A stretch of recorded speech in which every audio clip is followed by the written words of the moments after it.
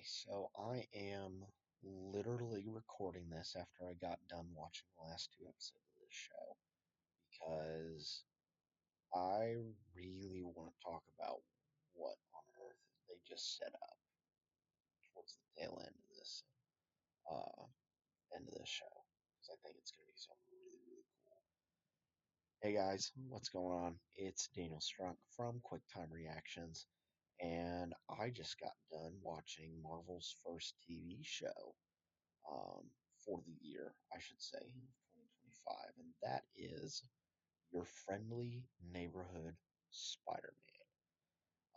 This is a show that has Hudson Thames, who, if you did not know, voiced Peter Parker, Spider-Man, in the What If episodes that Spider-Man was in. The cast also includes Grace Song, Catherine Ang, Hugh Dancy, Eugene Bird, Paul F. Tompkins, and the legendary Coleman Domingo. And of course, this tells the tale of Peter Parker and his journey into becoming the Spider Man that we know and love.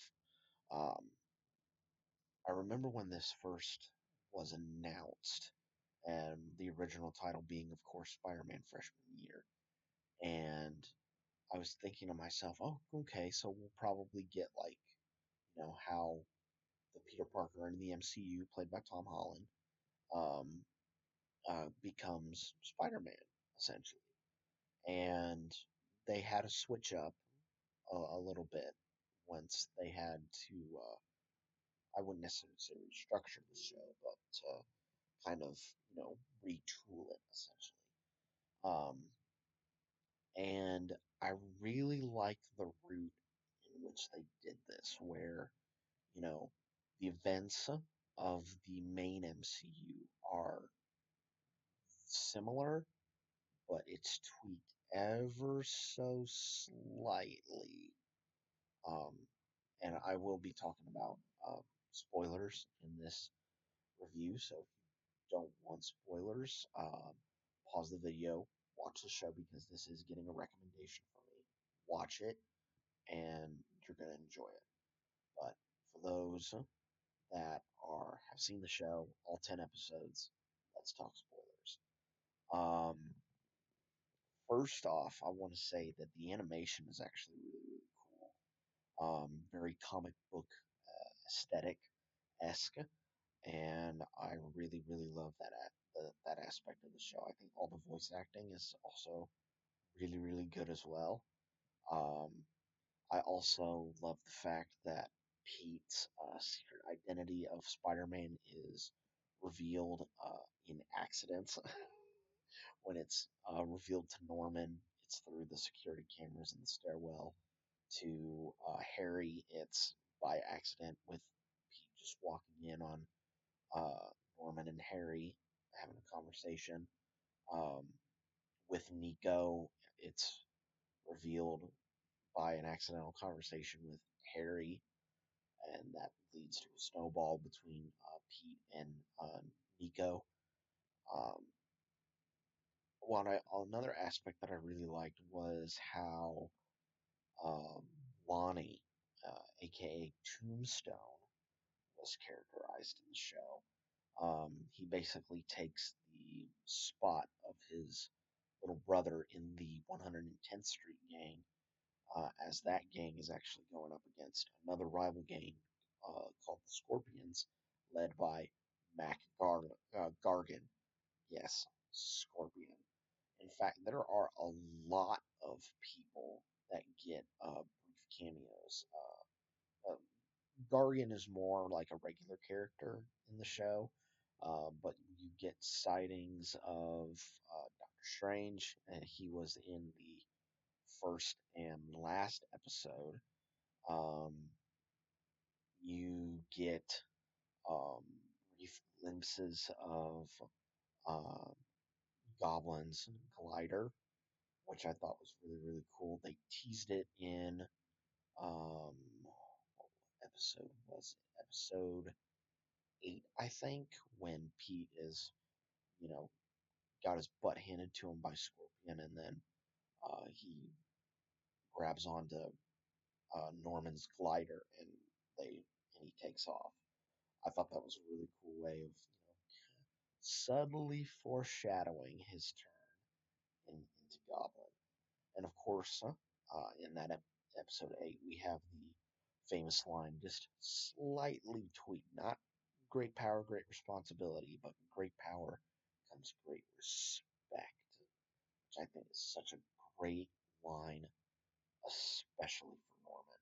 It was really, really, really good. Another person that I wanted to give a shout out to was Big E. Um, WWE superstar Big E. He actually has a role in this. He actually plays Bulldozer, one of the guys in the 110th Street gang. So I thought that was really cool that he got a role in the show. So I'm very happy for him.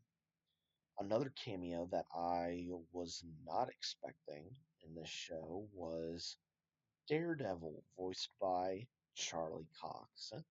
And I just thought he looked so cool in the black suit and him fighting Spider-Man. I thought that was really, really cool. And he's kind of the domino that starts to um, let Pete know that there's some shady stuff going on in Oscorp.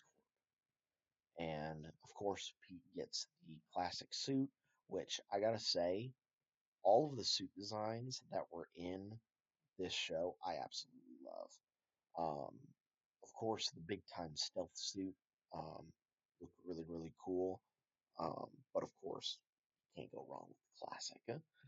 Um, in episode 9, the 110th Street gang and the Scorpions get out over an Oscorp truck that was taking all of Dr. Otto Octavius's tech, and Lonnie is trying to find something to help in the battle, breaks a canister, and he now has impenetrable skin, which I believe is one of Tombstone's um, powers in the comics, I think. But Spider-Man and Tombstone help take down Scorpion, and of course, it is revealed at the end that Osborn uh, had some shady stuff going on in Oscorp, using all of the kids' projects to build a interdimensional portal.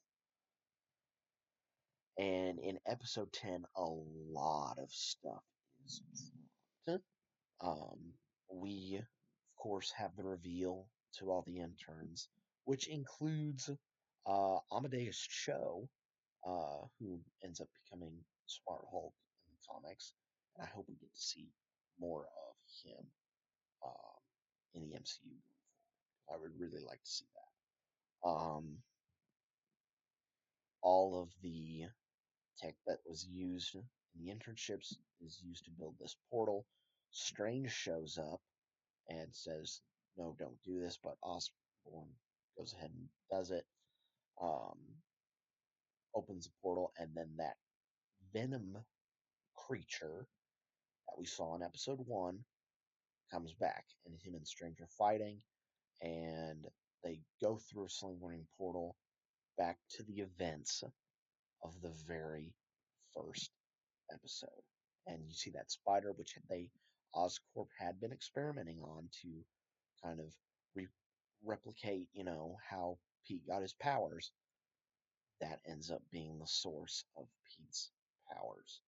I just find that so very interesting because the Amazing Spider-Man films that uh, Sony mainly did, the Andrew Garfield films, kind of toyed with the idea of, Pete was fated to have these Spider-Man powers put upon him because his dad experimented with the spiders and it only worked, through blood relation.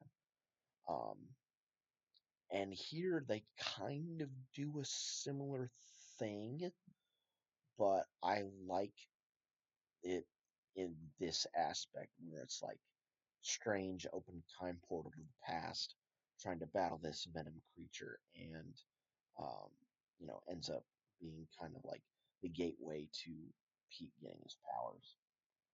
So they stop the venom creature, but a tiny bit of it was able to stay through, and Norman finds it, and I'm like, oh boy, this is what's gonna cause him to go um, goblin mode, probably, or he's gonna study it, and it's gonna lead to maybe a similar situation to what we have in the games, like Spider-Man 2, maybe. Um, Turns out everybody has little bits of secrets.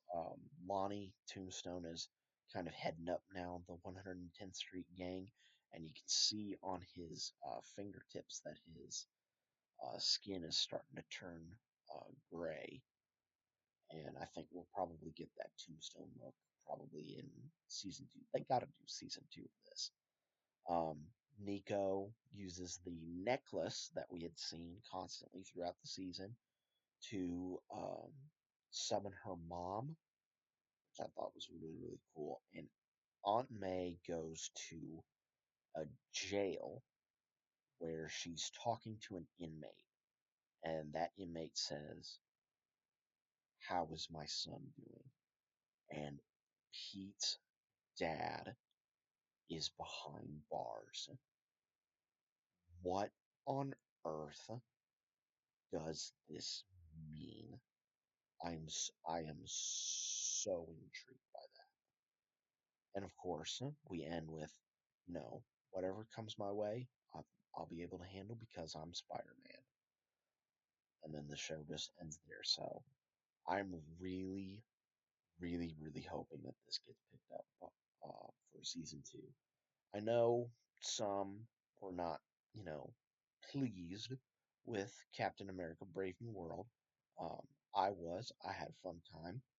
Um, but this I think a lot of Marvel fans I think can get behind. The animation's really cool. The voice acting is really cool. The characters are interesting, and the twists and turns that this show goes on is absolutely insane. If you guys have not seen it, I highly, highly recommend you check this out. It is such a blast, and yeah, it's just really, really, really fun. So, what to look forward to for this week? On Friday, you will most certainly have a review out for The Monkey, Osgood Perkins' newest film, and hopefully Saturday I will be up and raring to go to marathon the Oscar films that I have not seen.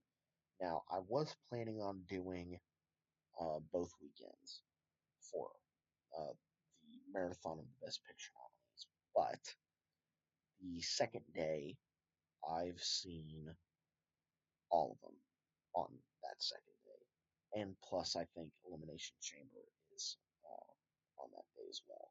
So you're not gonna get um, the me marathoning those movies on that day.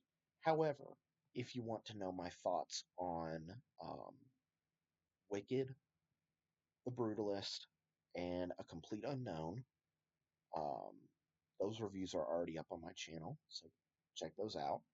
And for Dune 2, which is the fourth film that they're showing on that day, I will probably record a separate review after I watch the film, and I'll give you guys my thoughts on that, what Oscars it might win, so on and so forth, and you know, kind of at the end of it, kind of give my predictions on what potentially might win Best Picture at the Oscars, because I will have seen 9 out of the 10 that are nominated, and no, I'm not going to check out Amelia Perez, but that's just a bit of house cleaning, a bit of programming, so